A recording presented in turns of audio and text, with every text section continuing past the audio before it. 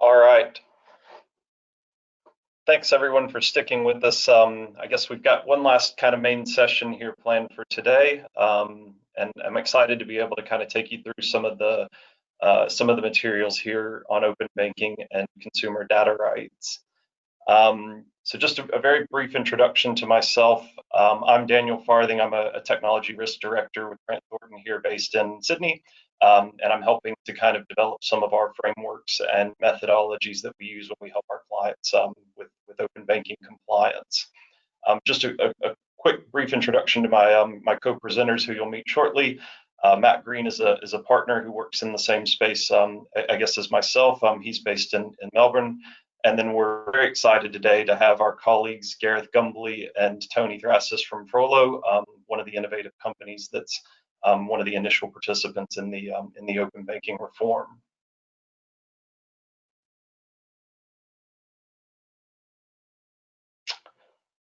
So I'm going to take you through a couple of slides of background just regarding what open banking actually is and some explanations of the CDR.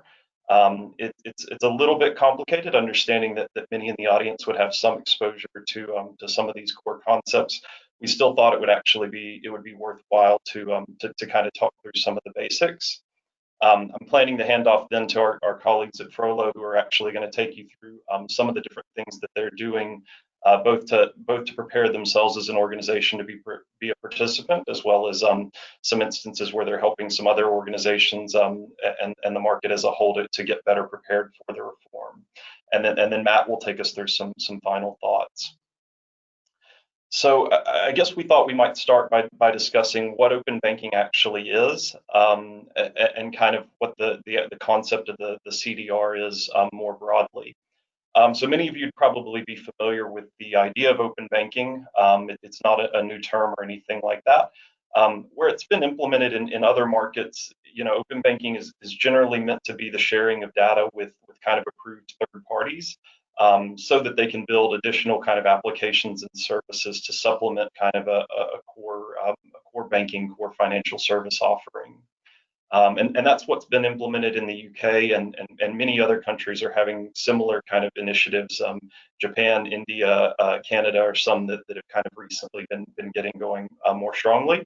And generally, when you hear the concept open banking, that idea of using APIs and sharing data to kind of to build on and supplement services, that's really what's meant by that concept of open banking.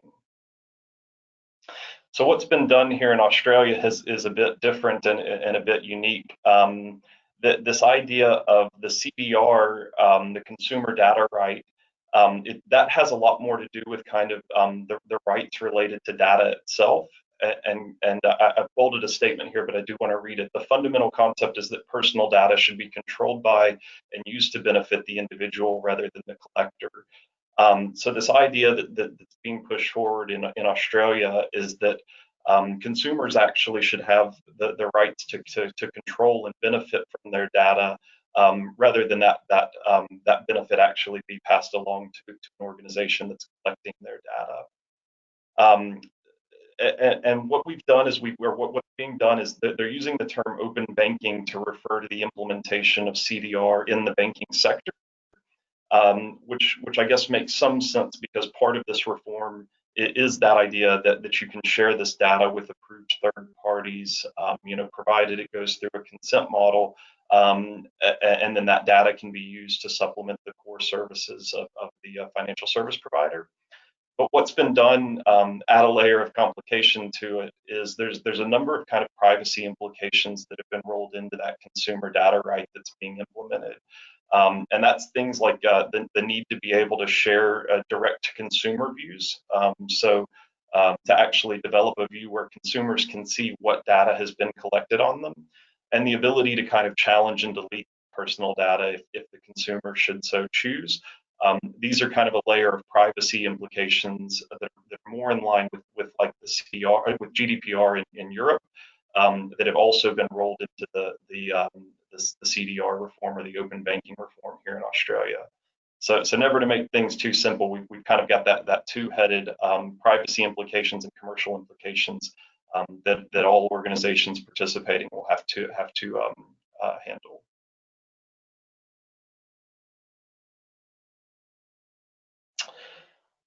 So I guess as part of this background, we thought it would be helpful to take everyone through kind of the who's who and the zoo of the different organizations. There are some kind of new parties and new faces involved that wouldn't traditionally be involved in some of the kind of regulatory or market participating kind of entities in financial services. So obviously at the top, you've kind of got the federal government, the current coalition government. This is definitely one of their key their key reforms that they're focused in on. And I've even started to see some of the articles and things out there reference this as one of the keys to helping get the Australian economy through the COVID pandemic and kind of help to bring the economy back. And so, it's very much already was on the radar and on the agenda of the federal government, and that's only going to continue. There's been no signs of kind of slowdown as a result of the pandemic. So from a market regulator perspective, as I mentioned before, you've got some new entities, some new faces. The ACCC is kind of the primary regulator, and they've been responsible for managing the implementation. I think it's been an interesting process for them, and we've met with some of those contacts. In many ways, they've not been a market regulator before, so they're also learning, but definitely have that kind of spirit of competition, that spirit of innovation, which would probably resonate very well with many of the listeners on this call. I won't go through all of these other parties, but a couple of other names to know. We've got the Office of the Australian Information Commissioner. They're primarily regulating issues dealing with privacy and confidentiality. So again, this kind of goes back to that same concept from the previous slide, where we're going to have commercial implications and we're going to have privacy implications. I think that'll be kind of a common theme as organizations are responding to the CDR. We've got some entities that are responsible for data standards and creating essentially some of the behind the scenes rules that are required in order to be able to implement the reform and and participate in the market. And so some of those organizations, Cicero, the data standards body, Data 61. Just briefly wanted to talk about the concept of data holders. That may be a little bit of a new term for some listeners on the call. The data holders is the way the rules have defined those organizations that more or less will be required to share the consumer data. And in banking, they've made the distinction between the majors, which would be the big four banks, and non-major ADIs, basically everyone else. They're both obviously falling under that definition of data holders. But as we come to the next slide where we talk a little bit about the timeline is a bit different for those majors and for the non-major banks. And then the other interesting concept here is that organizations that are actually receiving data, those organizations will actually become data holders. So by virtue of receiving data, they themselves become data holders at that point in time. And one of the kind of key concepts is included as part of the reform is sort of that if you're going to be receiving, you also have to be giving.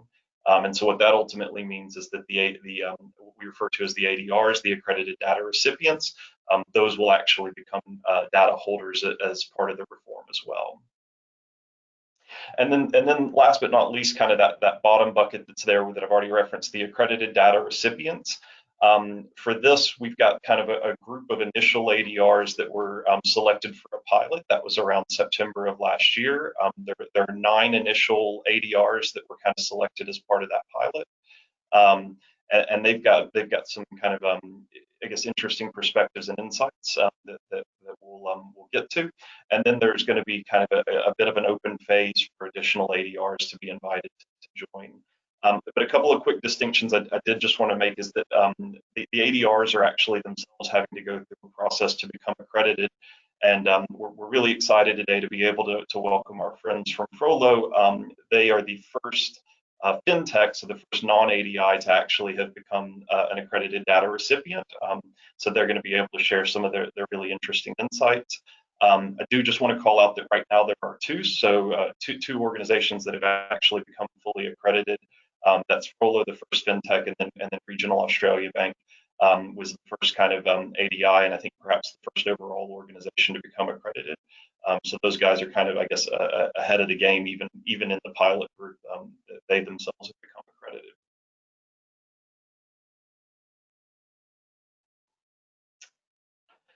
And I guess just the last slide here in terms of the background, I did just want to talk briefly about what the timeline looks like. It is a complicated timeline. So I've already alluded to there's some differences between the big four, the ADRs, and then the non-majors. So kind of who you are dictates your timeline. There's also a few other distinctions. So the type of data that's being requested is one. So whether it's product reference data or a consumer data request, there is a distinction, and I think maybe the Frollo guys may talk a little bit more about that. But product reference data is a bit simpler. It's not the actual personal data about the consumers themselves. The consumer data request, by comparison, is a little bit more complicated, and it does involve kind of the more detailed data about the consumers themselves.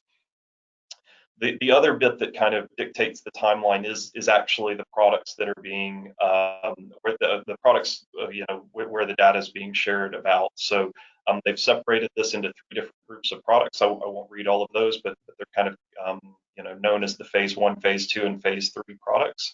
And then I guess, as you can probably see there from the timeline, depending on who you are, the category of the data request, and then the type of product that the request is about, you kind of put those things together and you actually get kind of when the planned launch is for those different categories.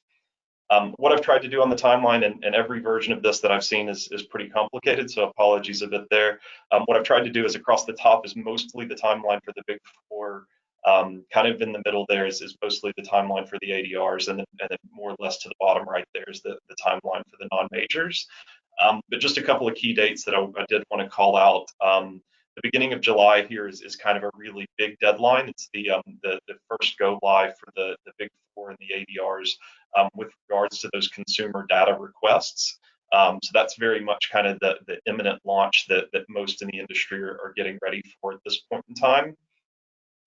Probably the more relevant dates for the non-majors would be that 1 October date, which is the date that the first PRD, the first product reference data will need to go live, phase 1 products. And then I think that February date as well will be quite important, which is the date that the first kind of phase 1 products for the consumer data requests are going live for non-majors. So those will kind of be the big, I guess, the big implementations, technical hurdles that the non-majors will be facing.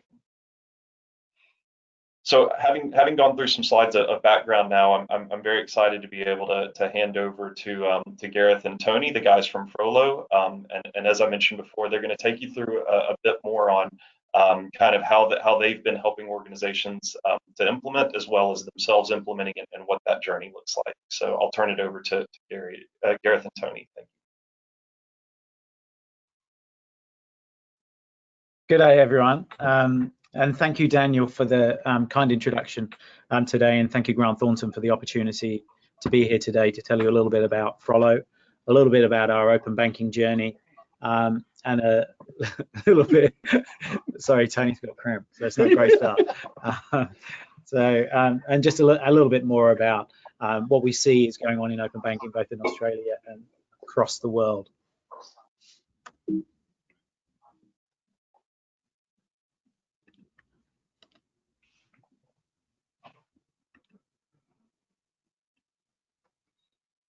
Here we go. We got a little bit of lag on the slides. So firstly, I'm Gareth Gumbley. I'm the CEO and founder of Frollo. And joining me today is Tony Thrassis. So we're really grateful, and it's a great opportunity to have Tony as part of our business. Tony was involved in the implementation of HiCap some 25 years ago. So really, Tony, do you think we'll still be here in 25 years' time talking about open banking? I mean, hopefully you'll be here. Yeah, I hope so too. No, absolutely. You know, CDR, and as Daniel alluded to, really it is a fundamental piece of Australian financial history. And if you think about the description that Daniel gave around CDR and what consumers are able to do with it, you know, once we open up and allow consumers to give consent to their banking data, to their energy data, to their telco data, then at that point in time, and health data possibly later, there really is only the social sites left. And so users will actually manage and control all of their data for years and years to come around who can see and how to use that data and what that data is. So it really is a fundamental piece of Australian financial history. Yeah, it was great to be making history. So here we are today. We just wanted to talk about a little bit about Frollo and who we are, to give you the context of why we are using open banking, why we're excited about the consumer data right. Some use cases that we are deploying into our business, and we're excited to get those started in July. And then a little bit around kind of this concept of compliance, which you'll all be thinking about, and many of you will be actively involved in thinking about turning your mind to competing, looking towards the future, and also innovation. And I think we all today really want to address how do we compete, how do we make the most out of the opportunity of open banking, but most importantly, how do we give better outcomes to consumers?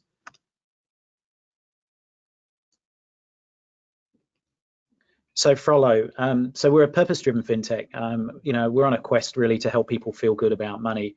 So from our inception, we were aware of how many Australians really struggle and live from paycheck to paycheck. If they don't live from paycheck to paycheck, then 50 to 60% of the households are stressed about money. So we need to do a much better job in financial literacy, financial education, and most importantly, how do we help them feel about money and try and reduce that stress in their lives?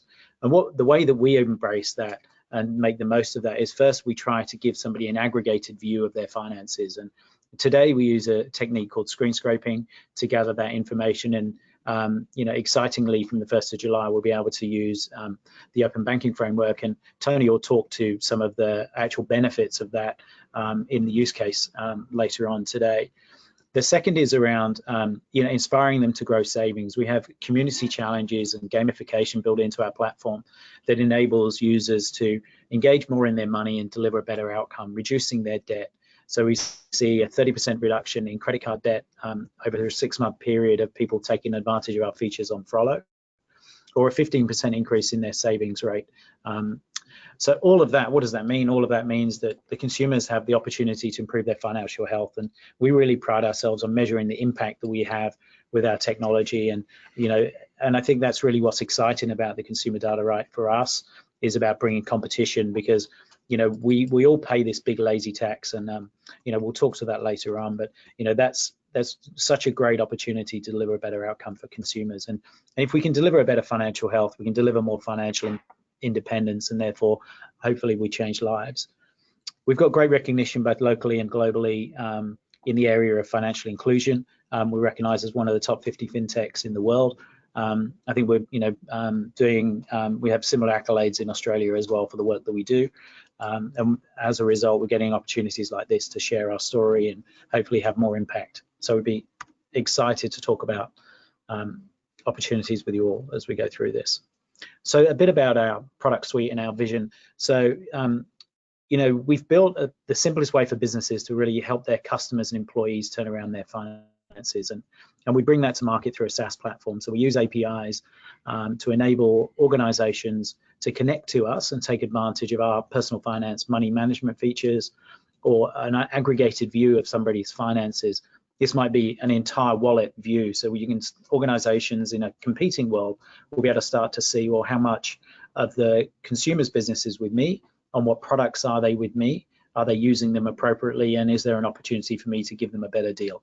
So that's really where we start to talk about competition, and all of that is driven through both the product reference data and also the account transaction data that we see individually on the consumer. So with good transaction data, good tying, linkage to the product reference data, we can start to deliver real insights to consumers. And that might be, identifying opportunities to reduce personal loan costs or credit card costs, or indeed just as simple as, making one more tap or depositing another $250 to make sure that they achieve their bonus interest with the products that they're currently using. So maximizing existing products as well as looking for opportunities.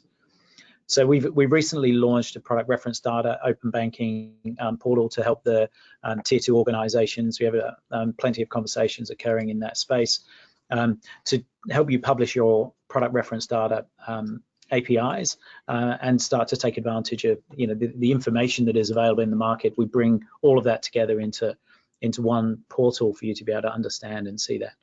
But the I mean, we're very excited and fortunate to be working with some of the leading organisations digitally in Australia, with Volt being one of the first to get a new banking license as a neobank. Virgin Money, who are building a digital platform, new digital banking platform. We're excited to be working with them, and also with Temenos, who are a core banking provider that we've integrated through to their core APIs and managed to get onto their global marketplace. So the next part, we've made two really big bets in the last 12 months. The first was you know, enthusiasm to run blindly into open banking, and Tony can talk about that. I can certainly talk to both of our big bets being over budget, and Tony is the man to be accountable for that. But from our new heart perspective, we've invested in AI, and really, you know, the objective of this is really to enrich all of our transactions to deliver better insights and better outcomes for consumers. But Tony, seeing as you own this one, and we're very close to going live with AI, maybe you should just talk to that. Okay, well, great. And I guess let me just say that, you know, I could pull up some reports that show how many IT budget projects are over budget, take too long, and I think we would be in a minority for how much over budget we are. So.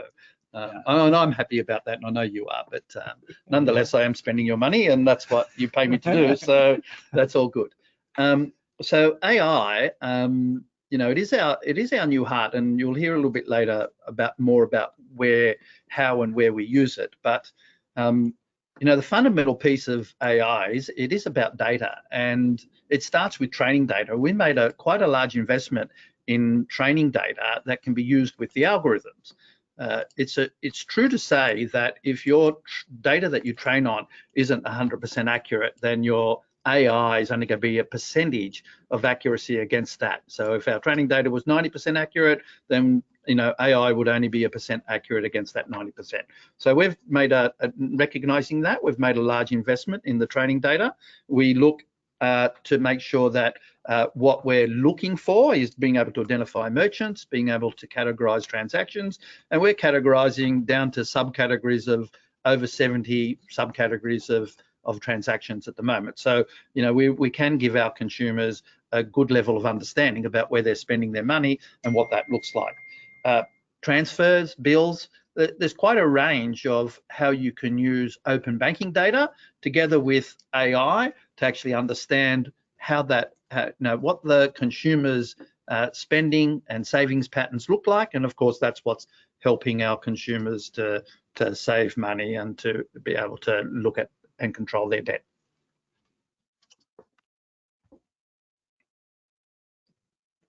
So just a bit about timeline, and Daniel did go through the timeline. I've simplified this greatly. So July 1 is when we go live with the big four banks. It's a data sharing stage. We'll talk about that a little bit more later.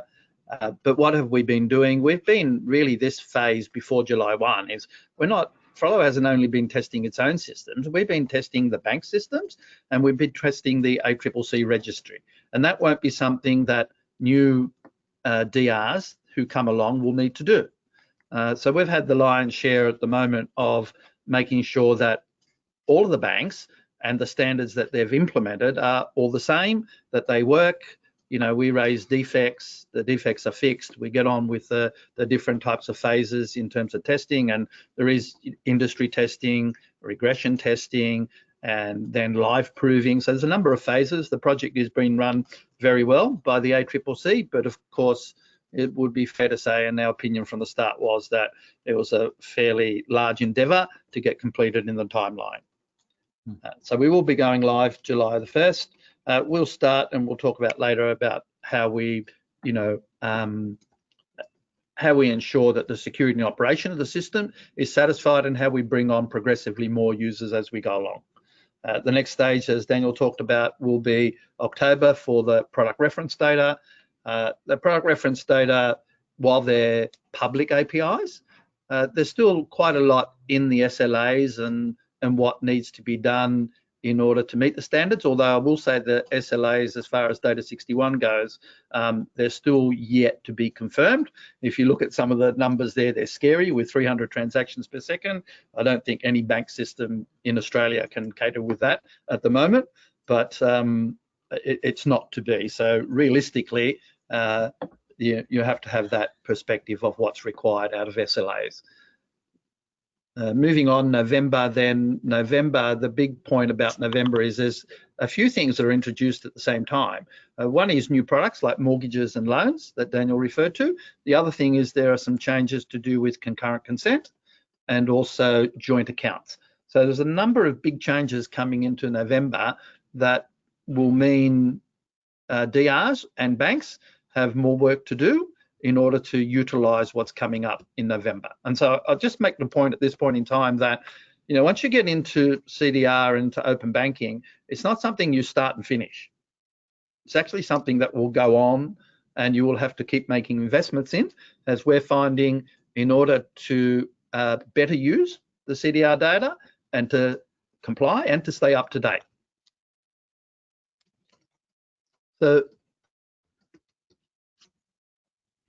So our use case, if you think of our use case, Frollo, with what Gareth described, is a application, a money management, a personal finance management tool that allows our consumers to control their consent. And that means what data from the banks that the user is allowing us to use.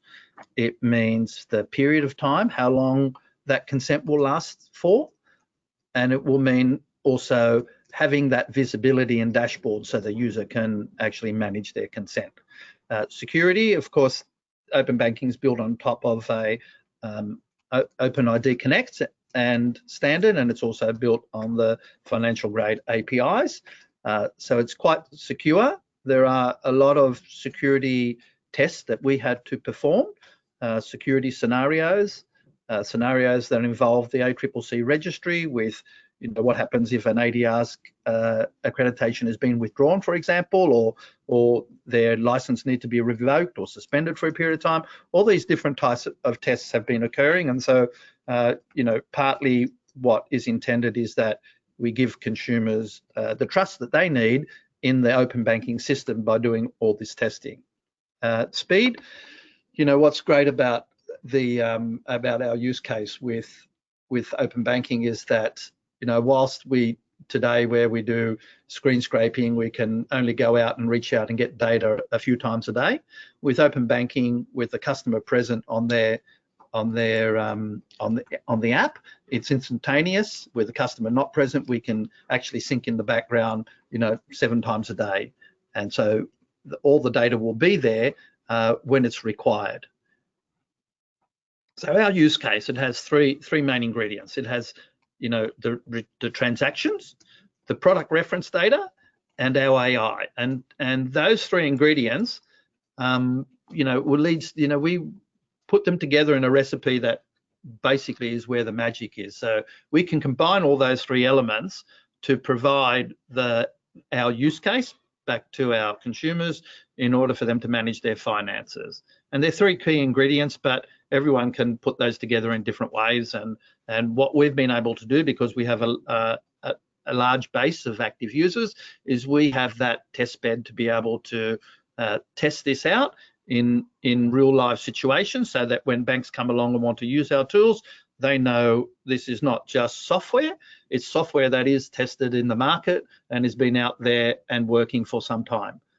So introducing open banking to that will give us a better experience. So how should we think about open banking? I think this slide shows the 3 main elements of it. How do you comply? What do you need to do to innovate? And what do you need to do to compete? Just go on to the next slide and we'll talk about complying.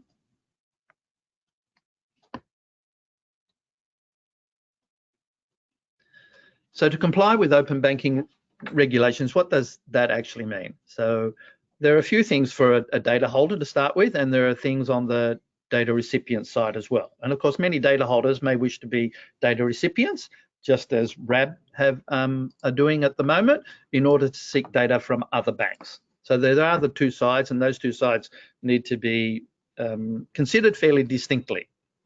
So product reference data, API, what's that about? So that's about, as Daniel said, exposing as a bank your product data along with your fees and your terms and conditions. There's quite a list of data that needs to be exposed.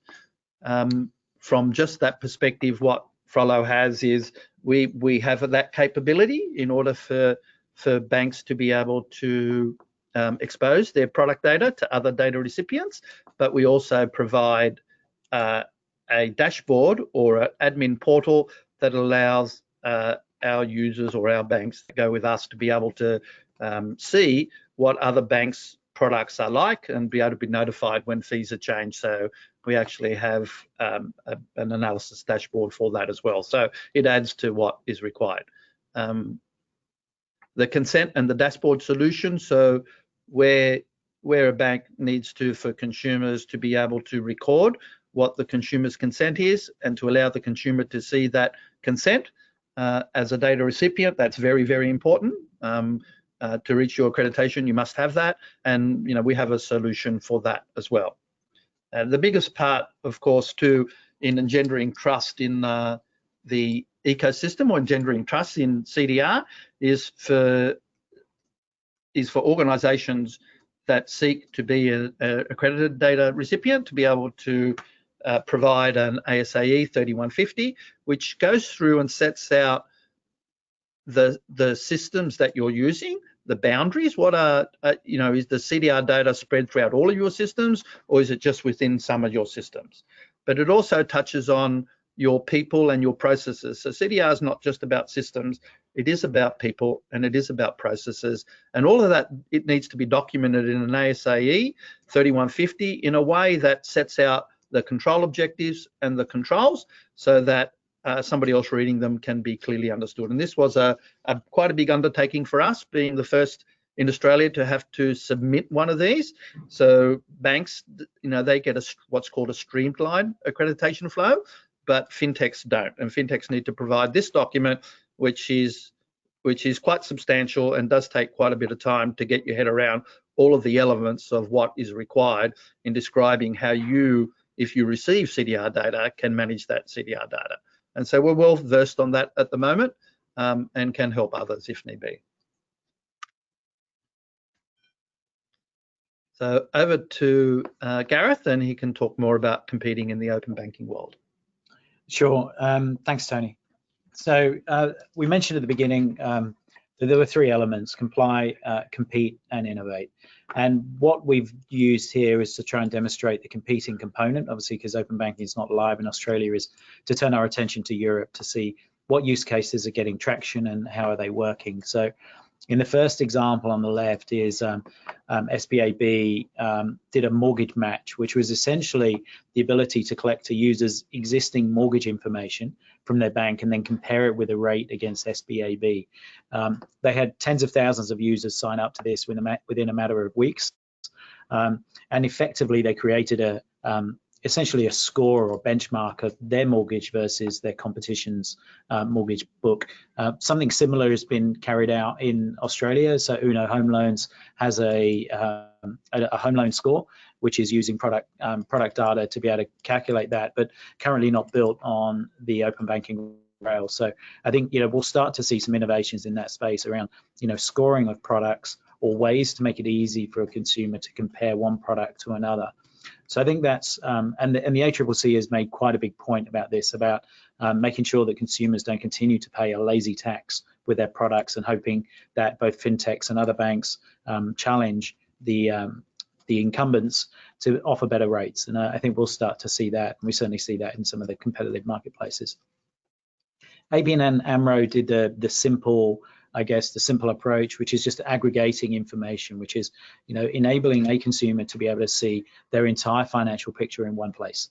And they've used this to deliver a true sort of multi-bank experience. In Europe, there's a concept of an AISP and a PISP.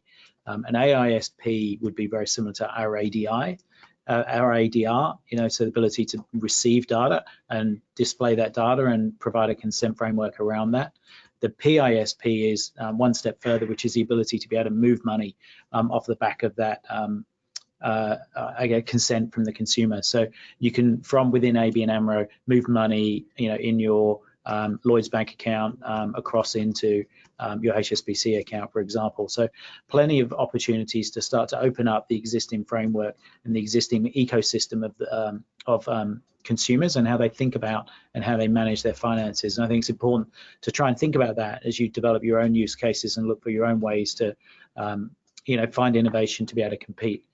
And then the third example is really HSBC using open banking to allow individuals to submit their bank transaction information for a credit application. Now, today we see that with screen scraping, number of organisations are using that as a technique to gather more accurate data, and certainly Regional Australia Bank have implemented that as part of their open banking experience, will be to leverage the data to offer a more streamlined credit application process, but also to show consumers, how to see how the bank is envisaging their finances, as well as how the consumer sees their finances. So to get everybody on the same page with how they manage their money.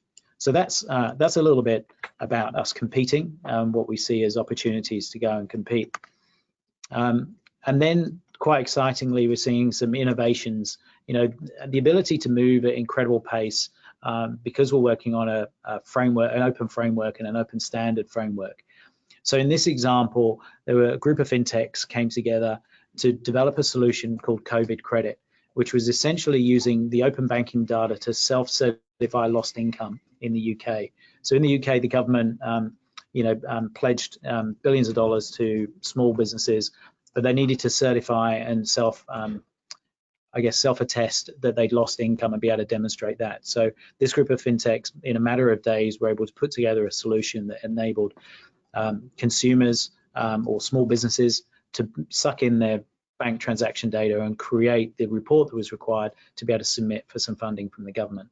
So that was a pretty exciting use case, and something that happened really very quickly off of the back of the framework, and something that we'll be keen to look at as we start to get through the challenges ahead of COVID, as that comes about towards the back half of this year. And then Numbers is another PFM in Europe. They spread across Germany and through to the UK, and they use that financial aggregation data to be able to provide insights and savings for consumers. So effectively, they've become a PFM that was also a comparison, that's merged in comparison site features to bring to life better ways to find savings for consumers and help them switch from one financial product to another. So there's kind of some couple of good innovation cases. We have plenty more. So if you'd like to learn a little bit more about the innovations that are happening in Europe, we'd be happy to pick up on some of those at another point. And of course, Gareth, what we do is very similar to Numbers in a way, because when, as I said before, we blending that product reference data, blending what the fees are, what the terms are, together with the transactions, we're able to see when our consumers are not getting the best deal. Yeah, that's and able right. to nudge them with opportunities. So I think we'll start to see all of that play out, and I think this next slide will talk to this really well, which is exponential change, and I think open banking really suffered from this in the UK and across Europe, which was there was a huge overestimation about the impact that would come from open banking and little investment in consumer education. So it was almost like, we're going to introduce this framework of APIs, and hopefully the consumers will start to see benefits, and outcomes will happen really, really quickly. So I think there was a huge overestimate there, but probably equally a massive underestimate of what will happen in the next 10 years. So I think, don't let yourself be lulled into inaction, thinking that in the beginning of open banking that, nothing's happening, consumers aren't aware, it's taking time. It's really going to take time for that to happen. And I think, from our perspective, we'll be running very hard. We've been running very hard for, essentially for 12 months now.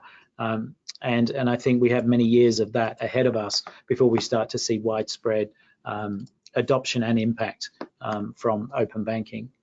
So really, just to summarize that, from our perspective, good things take time.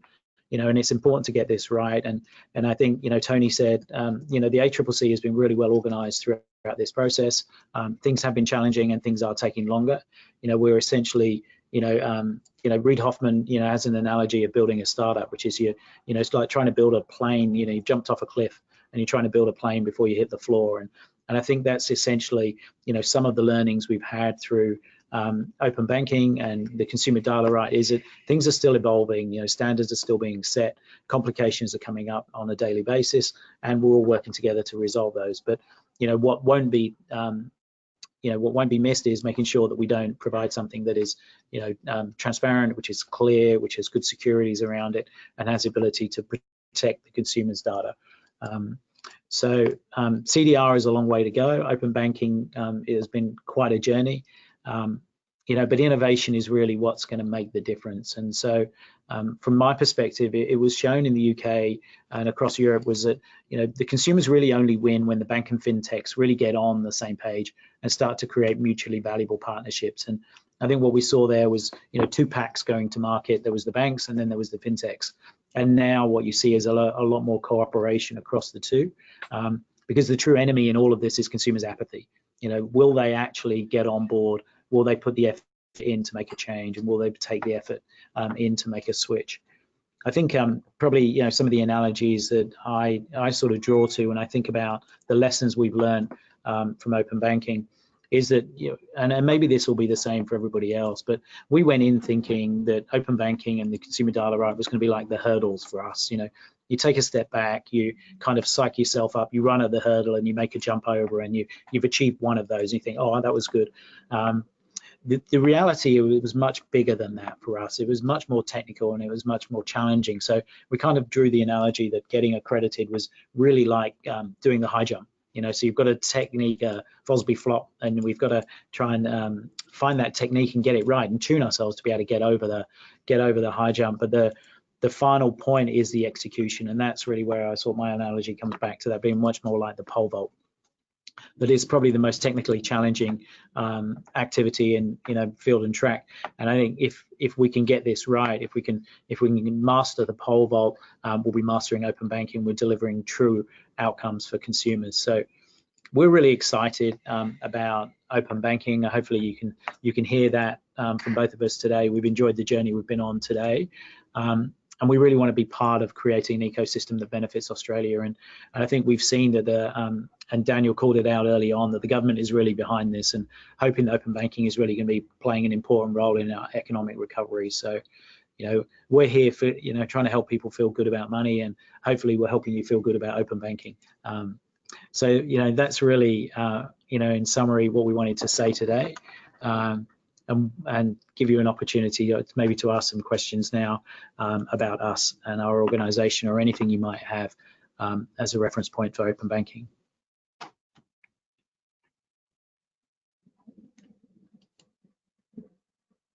So Gareth and Tony, thanks very much for those fantastic insights. A great product, a great approach. Looking at it, thinking, feeling good about money. There's probably a lot of people right now that might need to feel a bit better about money. So we like to think that your product will have down the track, a really lasting impact. Your three pillars, I think, are a fantastic way for ADIs to look at this. And we've had a couple of questions come through in the session, so we'll jump onto those shortly. Clearly, two big dates coming up. With July as the go live, and the economic disruptions are not slowing it down, which is great to see, and that economic recovery that you speak to. We've then got the October and the February dates around product reference data and consumer data being different ends, I guess, of the complexity spectrum in terms of the open banking program, but nonetheless both very important components thereof. From an ADI's perspective, one of the questions we've had come through is related to your product around can Frollo work with all core banking systems? Yes. When we say working with all core banking systems, what our product can do is take transactions from from the CDR environment, which is then once these banks have these ADIs have implemented open banking, they will supply APIs that can be used for an ADR to retrieve that data. And we, as an ADR, obviously can retrieve that data, but we can do more. Retrieving that data is for a purpose, so we can enrich that data. We can then provide that data back for our use case, or if a bank wants to work with us, we can provide that enrichment service. We can look at those transactions, we can provide the insights and provide those back to the bank so they can provide that to their customers. Thanks very much, Tony. Clearly, the open banking journey for organisations presents a lot of challenge and a lot of change for the organisations and for the consumers themselves. Competition, changes to how they manage risk within their frameworks, and from a technology perspective, privacy perspective, the consent management aspect has been a hotly debated topic amongst the program. Clearly, there's some agility required as we move forward across the time frame for open banking, particularly with, say, the SLAs from Data 61 being just one example of that you highlighted earlier in your conversation. But one thing that really stood out and stands out to me from a thread through the whole thing perspective is trust. And when our ADIs are working to build out their data strategies, their customer experience strategies, their product strategies, the big thread that runs through it is trust. And perhaps you could provide a little bit of insight as to the process you've gone through and what's being done to help consumers be more comfortable around open banking and trust the open banking program. Well, I think I'll just kick off. I mean, in terms of what we've done around our consumer app, there are pretty extensive guidelines on how the consent framework and the consent flow actually is built. There's wiggle room in terms of how you build a user experience around that. It's pretty defined and pretty tight, but nonetheless, we did do a considerable amount of testing in that space to make sure that what we had implemented, the consumers did trust, did understand, didn't find too complicated, and I guess drew good transparency analogies against that versus what was the previous way of doing it through screen scraping. So I think what we've seen from a consumer implementation is that for those that we've tested it with, is a really positive experience. And I think from the way the framework, the way the system works and the speed and quality of data improvements we'll see, are only going to be increasingly more positive experiences. But I think, Tony, is there anything else you want to add to that from how we've built out that trust framework and understanding the data security? Yeah, so the framework does allow us and can manage what we need to do to make sure that the user can understand and see and able to actually control through a dashboard what they've agreed to, so their consent, that's what they've agreed to, so what type of data can be retrieved, how long that data can be retrieved, and easily understood it. Another part, so the ACCC had thought about the trust issue, and there is a bit of a gap, I'll talk to that in a minute, but they've been looking at that trust issue before open banking started, and one of the things we needed to put in place was a CDR policy. So our app and our website links to a CDR policy that really explains to the user how they control and what they can control and what that looks like and who they can contact and how they can raise complaints. So it's easy to understand, but it's fairly thorough in terms of providing the users what they need. I guess the gap and what's been missing to date is really the education. So the ACCC now with OAIC, the Office of the Australian Information Commission, they're looking at how to actually educate the public on CDR, and that's been, and they're aware of it, but now is the time. I think they're working hard to put something out, and that will then start to promote, and people will be able to see what it's all about. I think one of the points, Matthew, that is interesting is that I think one of the UK has taught, I guess, teaches us or gives us some insight of how this may play out, is that it's the banks with the biggest share of market that have the biggest opportunity because they already have that trust. It's, I think, there's a much deeper level of trust in the tier twos and the mutuals, and it's kind of why we end up seeking to work with those organizations. But clearly the big four do have an advantage coming into this, so we're going to have to work hard to be able to challenge that. Yeah, indeed. And I think your point around trust in the mutuals is absolutely right. There's a real body of trust that they have with their customers, so that's something to leverage. And that probably comes to that last question I wanted to ask is, you spoke about your three pillars of compliance, competing and innovating. For those organisations, the fintechs, the banks that want to just move away from compliance and take it much more to that competition and that innovation perspective, what advice would you have for them as they embark on, continue their journey or really, put the pedal to the gas on their journey?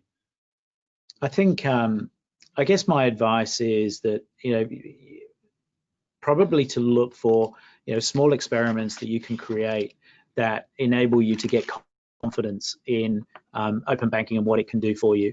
We've had great success in, building demos, if you like, almost kind of clickable demos or small animations that show the art of possible. So draw on some overseas experience, bring to life the examples you want to be able to create. Find a way to bring it to life and visualize it that's not a PowerPoint and that's not a square static picture. If you can bring it to life and you can show the value that a consumer could get or bring delight to your CEO or your C-suite, then I think you really have a much greater chance of being able to push the boundaries, to be able to test things, allows you to create that competition framework and create that innovation. But whatever you do, as we have to, as fintechs and banks do all the time, is at some point you need to take a leap of faith. And I think there is an element of confidence you need to have, because the traditional model of a return on investment is going to be tough to model in the unknown world. So what we really have to do is build a framework to test safely, quickly, fail fast, fail cheaply, if you need to, and sort of use those, those startup, that startup language around your ideas and validate them. I don't know if you think that's certainly they're the kind of conversations we're having with organizations at this point. Yeah, I think that's a great summary. Agility is the order of the day, and thinking outside some of perhaps the rigorous processes that currently exist for projects and what have you, to be able to just take some of those ideas, quick proof of concept and really minimum viable product type thinking, and see where you can get it. But like you say, outside of the PowerPoint is a great piece of advice there as well. I want to thank you both today for your time. It's been a fantastic session. Your insights are great. Your product is really compelling, and I really appreciate you spending a bit of time with us and our audience today, and thank you very much for it. I know, it's our pleasure. Thank you for the opportunity. Thanks, Matt. Thanks, everybody. That draws our session to a close, and I'll pass you over to Claire. Thank you, Matt. Thanks again to everybody for your participation in our sessions both yesterday and today. It's certainly been a great experience for us to run a webinar like this, which allows greater reach to our client base nationally. And we hope that the sessions have been insightful and help you prepare for the next reporting season and beyond. I particularly like to thank today's presenters, James from Cortel and Jane for her insightful presentation on internal audit, and of course Matt and Dan, Gareth and Tony from Frollo as well. I think that was a very useful update on open banking. We will share the slides and recordings from both yesterday and today's sessions. We'll share those with you tomorrow, as well as a survey, and we do value your feedback and comments to help us continue to improve on our future events and webinars. You can also check out our website, which has a special COVID-19 microsite where you can review the recent guidance that we've published, the articles and various pieces of advice on some of the recent issues impacting our clients in relation to the upcoming financial reporting season as well. So I'd like to just finally thank all of our team who were working on this both in the presentations and behind the scenes. here are all of our contact details. And please do reach out to us if you have any questions or you would like any further information on any of the topics discussed. So we do look forward to seeing you again soon, and best of luck with the next reporting period. Thanks very much.